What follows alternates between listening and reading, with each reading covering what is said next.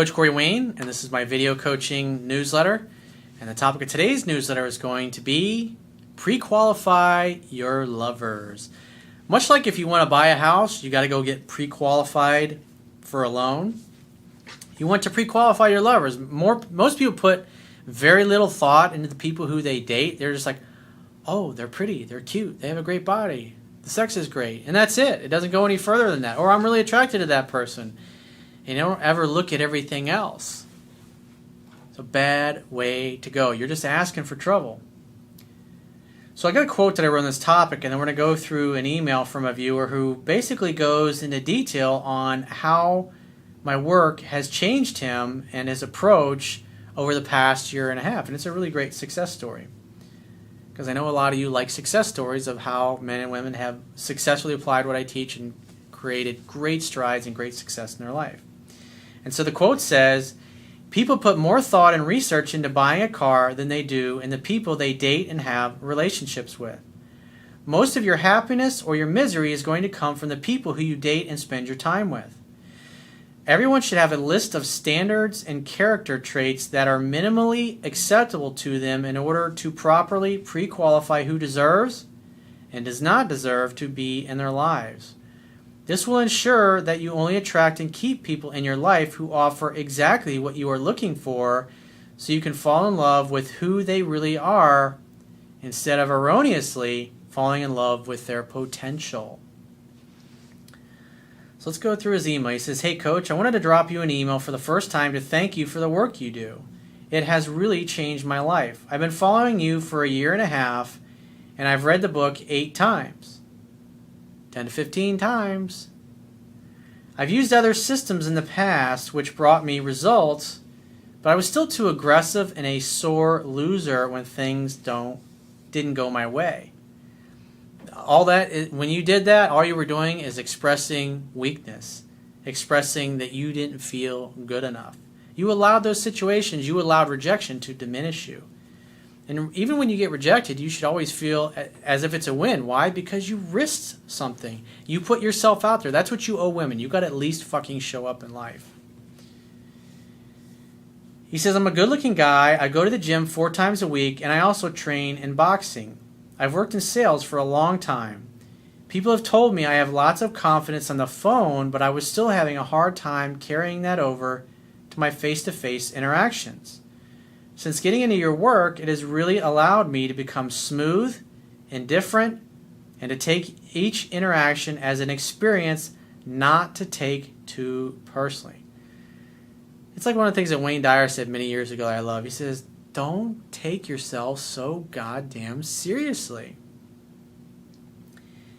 He says, in the past, I was egotistical, and when a woman would react in a way I didn't like, I would actually throw insults and put them down.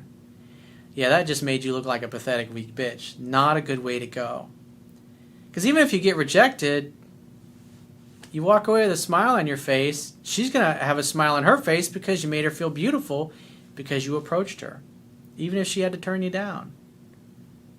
Because remember, when you're asking a girl out, what you're really asking is, are we compatible? Are you and I compatible? Do you like me as much as I like you? Is there a chance for something to happen between you and I? That's what really asking a woman out is. And even if you have to go through 500 different women, all you need is one great one to say yes to you. He says, now I absolutely look down on that kind of behavior, and I encourage my friends to do the same. I was seeing a woman 3 months ago, and we went on a total of 6 dates. She was beautiful, intelligent, and into fitness like myself. Well, remember, like attracts like. People who like the same things tend to like each other. And since sex is such a small part of a relationship, when you consider the amount of time that you actually are having sex, you want to be with somebody who you enjoy hanging out with. And if you're into fitness like he is, and he's dating a girl who's also into fitness, think about it. When you feel lazy and you're like, oh, let's just get some pizza and beer, she's like, come on, you fucking pussy, let's go to the gym. And then you go to the gym and you have a great workout, and then you come back and you have your pizza and beer. He says the major problem was she was totally structured. At the end of dates, we would hook up, but during dates, she'd be so stiff. Yeah, a structured woman is holding back. She's got rules. She's not acting naturally. she's acting according to a list of rules that usually they don't reveal to the other person because she was told this is the way she needs to be. Even though she feels naturally one way, she doesn't act that way. In other words, she's always holding back. And it ain't any fun to be with somebody that holds back. It fucking sucks. He says she had these rules about calling a guy and believed he was supposed to do the chasing. So in other words, even though she wanted to reach out and text the guy or call the guy, oh, the man's supposed to do all the texting or all the chasing because that's what she saw in her movie and that's what the feminists taught her. Don't give your power away to a man. She would even try to punish me for not responding to a message in the time she wanted. Yeah. See, when you have standards of what you're looking for and standards of behavior and character traits, and this kind of behavior is not on them, you can say, as hot as she is and as great a body as she has, she's always holding back. It's like, no thank you. Now she is sending messages to a mutual friend of mine saying she's mad at me for going no contact. I imagine she probably said lots of nasty things about me as well. Who cares? Remember, no one will ever do or say anything that is not a direct reflection of how they feel about themselves in a moment. She's just projecting all the self-hatred and self-loathing onto you in order to make herself feel better. The love that you withhold is the pain that you carry. So she's not acting natural. She's not reaching out to you. She's not expressing her attraction and her interest. And she's following all these rules that aren't natural. And it's causing her a lot of fucking pain. That ain't your fucking problem. It's not your job to fall in love with her potential. You didn't make her this way. She was already like this.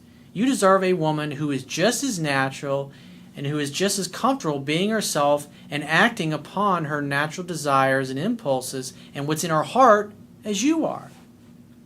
He says, anyway, the great thing about your book is it allows you to see people for who they really are and makes it easy to weed out toxic people from your life and surround yourself only with folks with a similar outlook. I think had I not gotten your book, I would have wasted more time and effort when I could have been seeing someone that is not holding back and is fun to be with. A fucking man. Right now, I am enjoying the process of dating and keeping my options open until I find someone who is worth my continued effort. Thanks again for opening up my eyes and keep up the great work.